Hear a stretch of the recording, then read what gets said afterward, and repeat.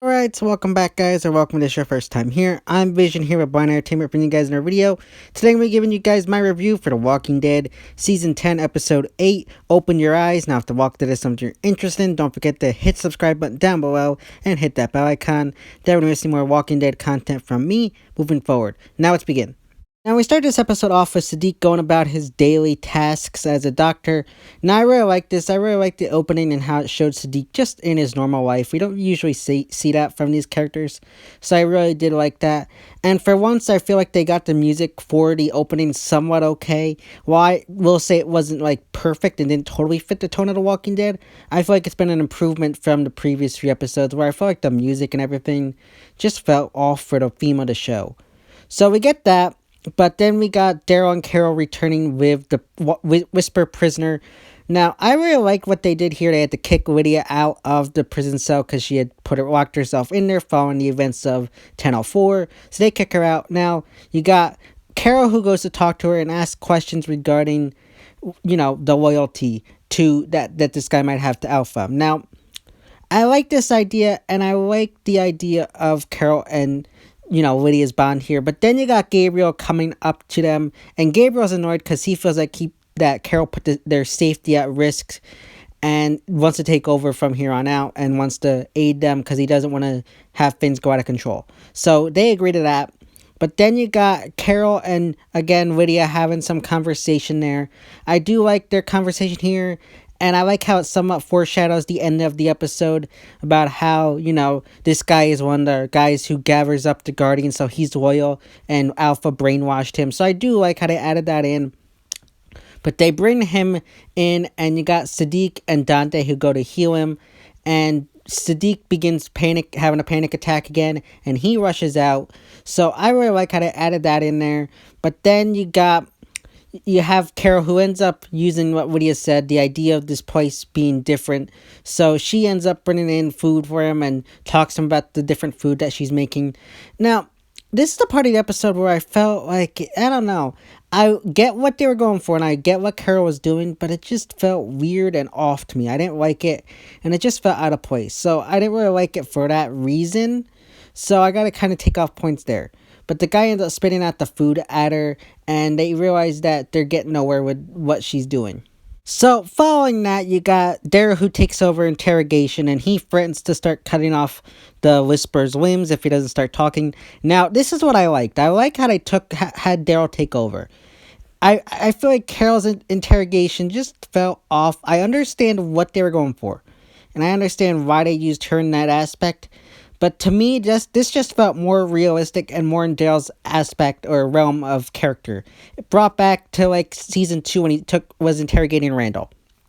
But you got the Whisperer who fires back saying that he would never betray Alpha and that she loves him and that she loves them all and how she even sacrificed Lydia to protect them, which I really like this. I love the actor who played this Whisperer. I wish he had more to do in this story because I feel like the actor was so good in this episode. So I kind of wish they hadn't squandered his waste just here. But then they leave, and Carol wants to use Lydia to show him that Alpha's lying. However, Daryl and Gabriel oppose this idea, which kind of frustrates Carol to a degree, and she thinks that they could finally get through and get some information. But again, Daryl is pushing back, saying that Lydia's been through enough. They don't need to do anything more to her, and that they'll get what they need through another way. So I like that. Meanwhile, you got Sadiq who goes and visits Rosita, and I'm kind of mad on this aspect. I like the conversation that they had, but I feel like it drove on a little bit too long regarding how they're both parents and how the world has changed. I like the aspect, and I like the character development. However, at the same time, it just felt like these scenes dragged on a bit. So to me, I feel like they need to tighten it up a bit. I liked it, but it just felt a little dragged out. Then you have Sadiq going and talk to the sick old lady. Now, I did like this a little better, where she's telling him, you got to take care of yourself, otherwise you won't be able to take care of anybody else. I like that. I feel like this one was more quick and to the point, so I liked it a little bit better. And she tells him the rest, which he ends up doing, and he ends up dozing off. So I really liked that scene. I liked it better than the Rosita scene, mainly just because it made sense and it was just a little bit more tight up than the Rosita scene. But then you got the Whisper captive who ends up getting like having a fever and ends up like freaking out. So Sadiq and Dante rush in there to try to figure out what happened to him. And he's like throwing up. He's burning up and he's just all around sick. So they try to do something to help him and get him back. However, in the midst of this, as they're trying to help him, the guy ends up dying. Now, as after the fact, you got Sadiq who's questioning what happened, and he's confused because he finds medicine in there that he would have never prescribed to him, and Dante informs him that he gave it to him because Sadiq put it there. Now, I like what they did here, given what we know at the end, where with Dante's true colors. Now, I'm curious if they don't confirm it or not, if that is actually true that Sadiq put it in the bag, or if Dante planted it there and brought it to kill him later on. That's something I'm curious about, and wonder if they'll ever answer later on. Now, after the fact, Sadiq goes back to check in on the old lady. However, he finds out that she has passed, and he goes to talk to Dante, and Dante's already buried her.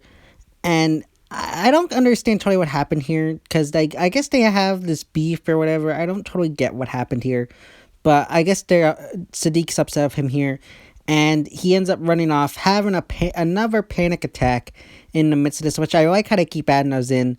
And he ends up jumping in the water due to that panic attack. I guess he's trying to break himself out of it. I think he almost drowns. I don't know if he 100% nearly drowns or not, but it looked like he was about to drown.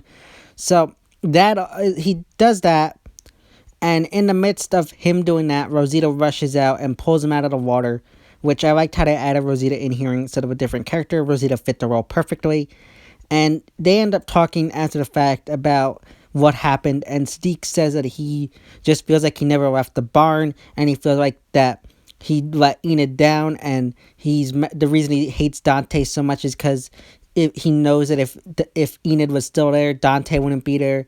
So I really like that aspect. It added more to the character and what's going on with him. It just felt more realistic and everything. So I like how they added that in.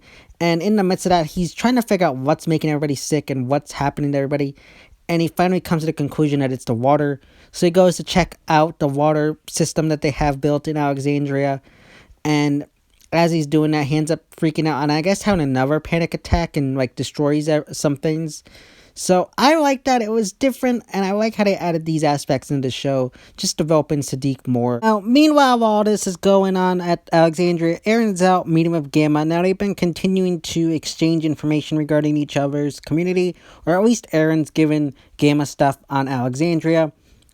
Now, I feel like these two are kind of making a bond, which I feel like, I don't know where they're going to take this in the second half, because I think it's interesting, but Gamma could go either way, whether she joins that group or ends up dying.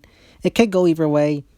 But my biggest issue with the storyline is that we can tell that Aaron has been back to Alexandria, so we can assume that he knows the people are getting sick, and we know he saw Gamma poisoning the water supply, so how come he never told anybody about the Gamma poisoning the water supply? It's a plot hole that annoys me, and I know people will just say, oh, it's nothing, it's just, Aaron, but to me, it's just like, he should have told someone. I feel like that's a plot hole that kind of frustrates me, but I like their relationship. They go kind of back and forth. Aaron is telling him a lot of things, but Gamma's kind of staying closed up. He ends up giving her a picture, which she takes, and she heads back to the camp. However, while she's heading back, she ends up killing a guardian, and Alpha catches her. I guess she gets caught off guard by it, and her and Alpha kind of have a conversation regarding her meetings of Aaron and wondering and you got Alpha who's kind of questioning if Gamma is loyal to her, and at the end of it all, she ends up, talked about asking if she's gotten any information about her nephew, and I really like the back and forth that these two have, and Alpha eventually ends up punishing Gamma by whipping her, similar to what Beta did at the end of last season. So I really like that, how they added that in here. And I feel like as she's being beaten by Alpha, you can kind of see in her face that is kind of questioning her loyalty to Alpha. and whether or not she can trust her. So I do really like those interactions between the two of them. Some of the Eren stuff was okay, but I did like the two interactions between Gamma and Alpha. But Gamma returns at night to visit Eren again. Now, the two of them kind of have this beef now. Gamma, having had her beaten by Alpha, kind of confronts Eren, and this time she's not playing any games, and she ends up getting defensive to Eren and ends up taking him hostage at one point once you got Carol showing up with Lydia. Now, this is what I was talking about earlier with the foreshadowing with how you had Lydia talk about how Alpha twists people by saying that she's going to use them for one thing but then use them for something else. So I really liked how they had Carol kind of doing the same thing to her, but it was kind of more annoying with Carol, but I did like that. But as that ends up happening, Gamma freaks out seeing that Lydia's still alive and runs off, and you got Lydia who ends up being mad at, Carol and them, so she runs off, and the two of them end up leaving, and you got Gamma who runs off into the woods and ends up crying, having come to the fact that she realizes that Alpha had lied to her and that she killed her daughter for Alpha. So I really like that storyline of Gamma. It was something that I feel like was needed, and I'm curious to see where they take her storyline moving forward. Now, we end this episode off with Sadiq being in his room at night, and he's just staring out the window, and Dante shows up to talk to him. Now, I really love this scene about how Dante is telling him, you know what, I want to check it up on you. You feel like you're out of sorts, so you're my friend. I want to check in on you. And I like the scene, and Sadiq's kind of like, I just want to be alone. And then you got Dante, who's like, you know what, this place, it's like family. You got to take care of each other. It's like a village, and we look after for each other. So I really like those scenes together. However, the thing that I got annoyed about, and I'm still kind of mixed on, is the fact that it's revealed through, I think it's like his tongue clicking or whatever, that Dante is a whisperer, and he's the one who held Sadiq down and made him watch as everybody was decapitated at the end of last season during the barn scene. Now, I like this idea, I do. But at the same time, I feel like there's so many plot holes, which, unless they're revealed in the next episode, I might make a whole separate video about that. But I feel like there's so many plot holes that it just felt off and out of place. I do like the idea, however, I just don't believe it at all. And I'm kind of annoyed they kind of did it this way. But once Sadiq realizes that he is a traitor and caused him to have his PTSD. The two of them kind of have a standoff for a minute. And I like what they did between these two characters here, but again, just frustrated me. So they have a standoff and they end up fighting each other. And as they're fighting each other, you have Dante who gets the upper hand and ends up killing him. And I like how they had him say close your eyes instead of open your eyes, where he was saying that in the barn scene. I did like that. I'm still mixed on this reveal. I feel like if it's explained good in the next episode, I'll give it a pass. But as of right now, I'm mixed, and I feel like it could be a negative. So as of right now, if I had to give this episode a grade, I'll give it an 8 out of 10. I think it's probably one of the stronger episodes. I did enjoy it, and I'm curious to see what they have for us leading up into the mid-season finale. So yeah, guys, that's my review of The Walking Dead, Season 10, Episode 7, Open Your Eyes. As always, if you liked this video, don't forget to give it a big thumbs up and share. Don't forget to hit subscribe button down below and hit that bell icon. That would miss any more Walking Dead content from me moving forward. And you can go follow me on Instagram and Twitter, which I'll link in the About section on my YouTube channel. As always, it's been Vision here with Blind Entertainment, and I'll see you next time.